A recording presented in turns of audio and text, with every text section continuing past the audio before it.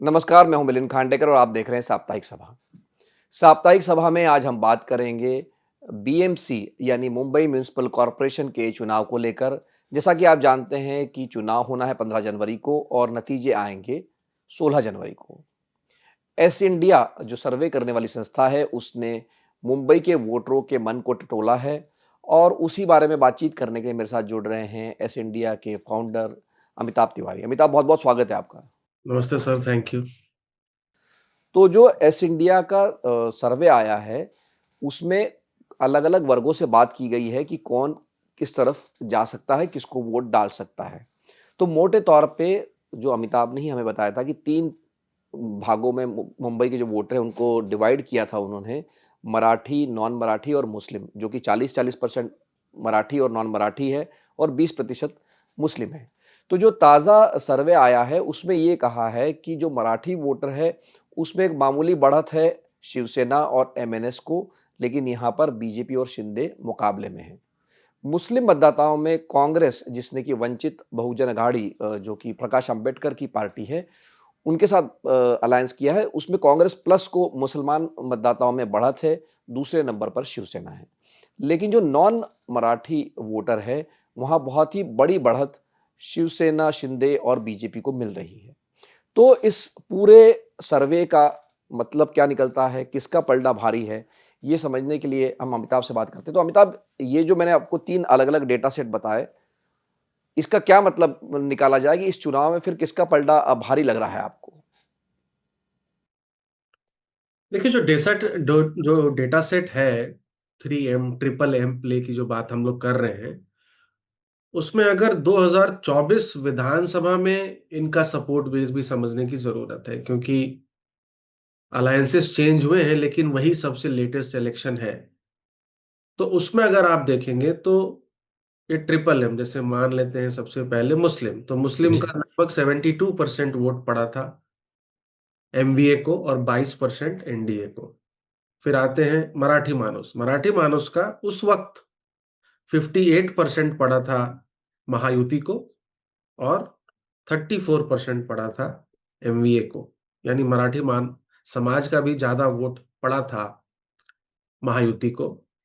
और जो गैर Marathi Gujarati north Indian south Indian समाज का 57% पड़ा था महायुति को और 38% पड़ा था आपको एमवीए को। यानी महायुति को मराठी मानुस और गैर मराठी समाज जो है, दोनों समाजों में बढ़त थी। इसमें महिलाएं भी इंक्लूडेड हैं, तो इसमें लाडली बहन योजना का भी एक इम्पैक्ट था। अब अगर हम यही जब हम सवाल पूछ रहे हैं लोगों से कि भाई इस बार आप किसको वोट देंगे, तो एक तो बहुत चौंकाने वाली तो नहीं मैं कहूंगा, बट चिंताजनक बात तो ये जरूर है कि हर वर्ग, चाहे वो मुस्लिम, मराठी समाज या गैर मराठी समाज हो, उसमें 45, 50, 55% लोग या तो वोट नहीं डालने वाले हैं या अभी तक उन्होंने डिसाइड नहीं किया है। पिछली बार भी जो टर्नआउट था मुंबई में बीएमसी में, वो 55% ही था। यानी 45% लोगों ने पिछली बार भी वोट नहीं किया था। अमूमन यही आंकड़ा इस बार आ सकता है। बट जिन लोगों ने मन बना लिया है और जो लोग वोट करने वाले हैं, उसमें से अगर हम ये ट्रिपल एम की बात करें, तो क्योंकि अलायंसेस चेंज हो गए हैं, जैसे मुस्लिम समाज, अब मुस्लिम समाज जिसमें 72% वोट पड़ा था एमवीए को, अब वो स्प्लिट हो रहा है।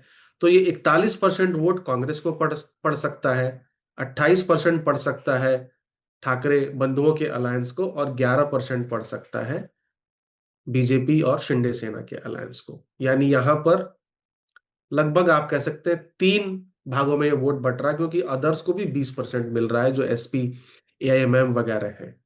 वहीं पर जब मराठी समाज की बात आती है, जहां पर म- महायुति को अच्छी खासी लीड थी, लगभग 24% की लीड थी इस बार। लेकिन क्योंकि बॉम्बे में जब हमने पिछले सर्वे में देखा था, तो रियल शिवसेना, अभी भी कौन मराठी है? समाज में रियल शिवसेना, शिवसेना यूबीटी को ही ज्यादा लोग मान रहे थे।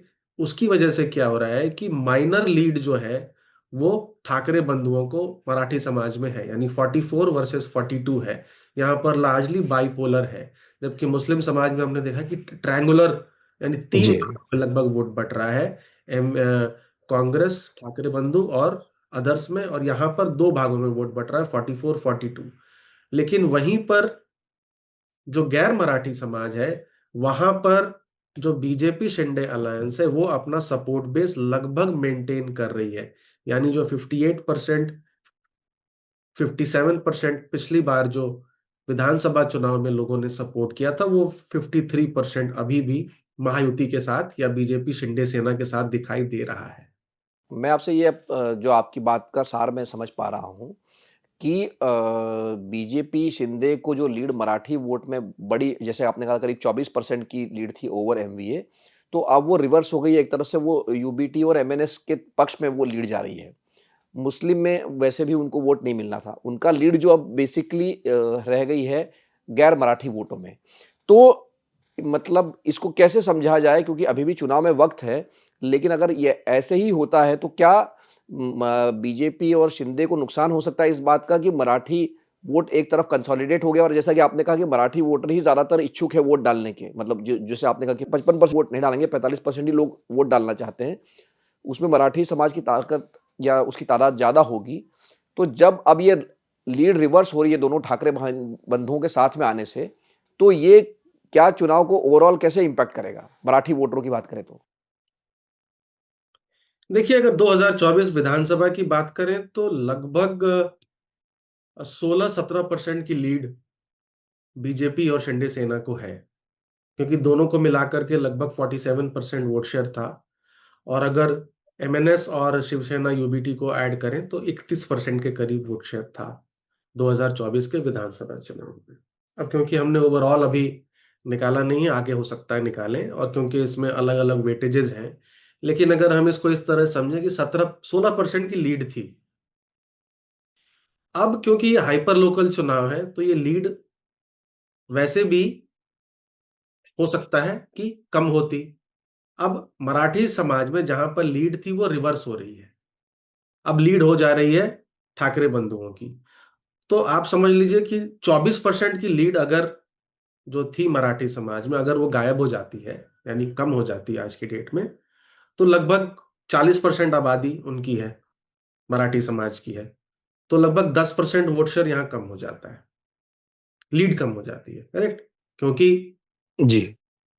10% लीड यहाँ कम हो जाती है, जबकि लीड जो है वो बरकरार है लगभग गैर मराठी समाज में, जी। है ना? लेकिन जो lead Uddhav Thackeray, SHS, UBT को मुस्लिम समाज में थी, वो भी कम हो गई, क्योंकि वो 72% जो सपोर्ट मिला था कांग्रेस के साथ अलायंस में रहने से, वो 28% पे आ गया। तो दो दो तरफ की बात हो रही है। एक, मराठी समाज में उनकी लीड जो महायुति की लीड कम हो रही है, या फिर आप कह सकते हैं कि ठाकरे बंधुओं की लीड हो जा रही है, क्योंकि अभी भी लोग रियल शिवसेना, एसएचएस, यूबीटी को समझते हैं। लेकिन जो बम्पर लीड थी मुस्लिम समाज में कांग्रेस के साथ अलायंस करने की वजह से, वो लीड कहीं ना कहीं कम हो रही है। वो 72-22, 72% एमवीए के साथ था और 22% महायुति के पास था, यानी 50% की लीड थी एमवीए को मुस्लिम समाज में। अब वो घट करके 28% हो जा रही है शिवसेना यूबीटी के लिए, और 11% हो जा रही है महायुति के लिए। यानी यहाँ पे सिर्फ लीड जो है वो 17% की है अब। तो यहां पर भी लगभग 35% की लीड कम हो जा रही है महायुति की, ठाकरे बंधुओं की। तो लगभग ये 7% वोट शेयर हो जाता है, क्योंकि 20% आबादी है। तो इस तरह से हमको देखना होगा कि जहां एक जगह 10% की लीड न्यूट्रलाइज हो रही है महायुति की, वहीं पर 7% की लीड, लगभग 7% की लीड जो मुस्लिम समाज में थी, वो भी कम हो रही है एसएचएस यूबीटी को। तो न्यूट्रलाइज तो नहीं हो रहा है, लेकिन पिछले बार के चुनाव में जो 16% की लीड थी, वो लीड कहीं ना कहीं कम होती दिखेगी हमको इस चुनाव में। ये तो अमिताभ, जो आपके बातों से ये पता चलता है कि जैसा आपने कहा कि मुस्लिम समाज का वोट कांग्रेस की तरफ जा रहा है और मराठी में शिवसेना और एमएनएस को लीड मिल रही है। तो क्या कांग्रेस के अलग लड़ने से साफ तौर पे नुकसान हो रहा है एमएनएस और शिवसेना को? अगर ये कांग्रेस साथ में लड़ती तो क्या ये एक तरह से चुनाव जीतना पक्का हो जाता इन लोगों का, कि अगर ये साथ-साथ लड़ते तो? जैसे आपने कहा, क्योंकि अगर मराठी वोट कंसोलिडेट हो रहा है और मुसलमानों में भी बढ़त बनी रहती, जो कि अब 2 भागों में बँट गई है, तो क्या फिर ये चुनाव एक तरफ़ा शिवसेना एमएनएस के पक्ष में चला जाता? टक्कर मजबूत हो जाती कंपेयर टू जो अभी हमको दिख रहा है। क्योंकि कांग्रेस और शिवसेना का जो अलायंस था, ये ज़रूर अननेचुरल अलायंस था जब ये बना था अलायंस।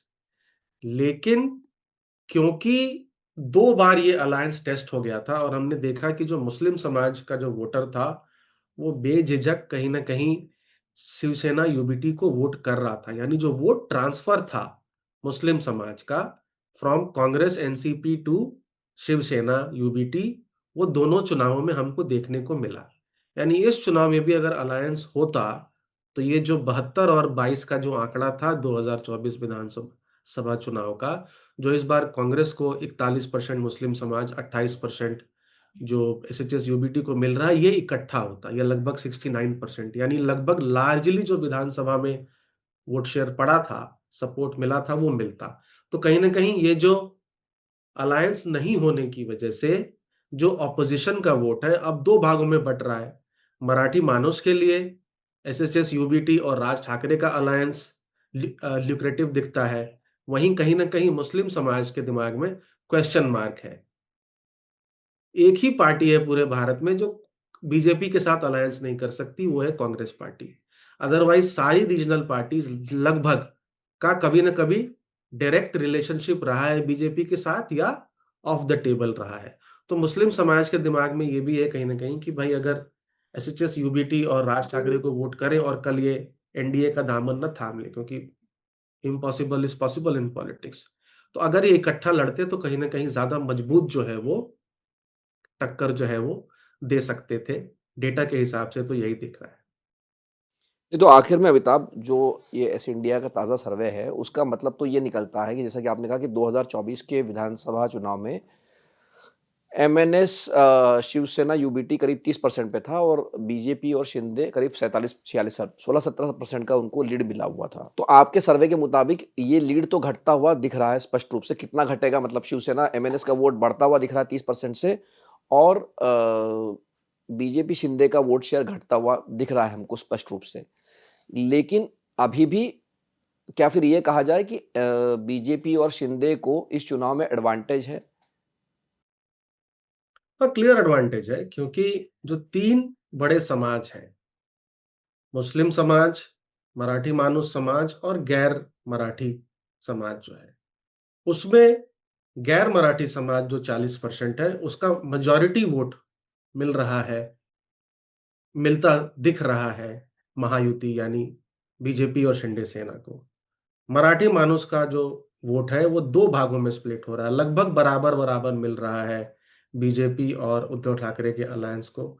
और मुस्लिम समाज के वोट में कांग्रेस, जो कि क्लियर थर्ड पार्टी है इस चुनाव में, उसको सबसे ज़्यादा सपोर्ट मिलता दिख रहा है 41%। यानी जो महायुति को जो लीड थी मराठी समाज और गैर मराठी समाज में 2024 विधानसभा चुनाव में, वो लीड कहीं न कहीं तो कम हो रही है, लेकिन मुस्लिम समाज में वोट के बिखराव की वजह से वो जो लीड का बेनिफिट मराठी मानुस से एसएचएस यूबीटी और राज ठाकरे को मिल रहा है, वो कहीं न कहीं लार्जली न्यूट्रलाइज़ हो जा रहा है, क्योंकि वही मुस्लिम समाज का सपोर्ट उन्हें नहीं मिल रहा है, जो 2024 के विधानसभा चुनाव में मिला था। अगर आप ब्रॉडली भी देख लें तो 53% गैर मराठी समाज वोट कर रहा है और 40% आबादी है, तो लगभग 21% वोट शेयर तो यही हो जाता है। 2% वोट शेयर हो जाता है मुस्लिम समाज से, क्योंकि 11% सपोर्ट मिल रहा है बीजेपी और शिंदे सेना को। तो 23% वोट शेयर हो जाता है लगभग ये, और मराठी समाज से लगभग 16% वोट शेयर हो जाता है। तो लगभग 40% वोट शेयर जो है वो महायुति का दिख रहा है broadly on a very hmm. Loose level, है ना? और वही हम लोग अगर एसएचएस, यूबीटी और राज ठाकरे के अलायंस की बात करें, तो 44% उनको मिल रहा है मराठी मानुस से, यानी लगभग 17% वोट शेयर, 40% आबादी है। और उनको 28% मिल रहा है मुस्लिम समाज से, यानी लगभग 6% वोट शेयर, 28 इंटू 20, और उनको लगभग मिल रहा है 15% मुझे लगता है गैर मराठी समाज से जी। 15%।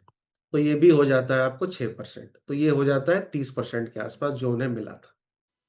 मोटे तौर पे अमिताभ का ये कहना है कि ये मोटा आंकड़ा है, इसको एग्ज़ैक्ट ना लिया जाए क्योंकि उन्होंने एक मोटा अनुमान लगाया है कि विधानसभा चुनाव के मुकाबले बीजेपी और शिवसेना शिंदे करीब 6-7% नीचे जा सकती है।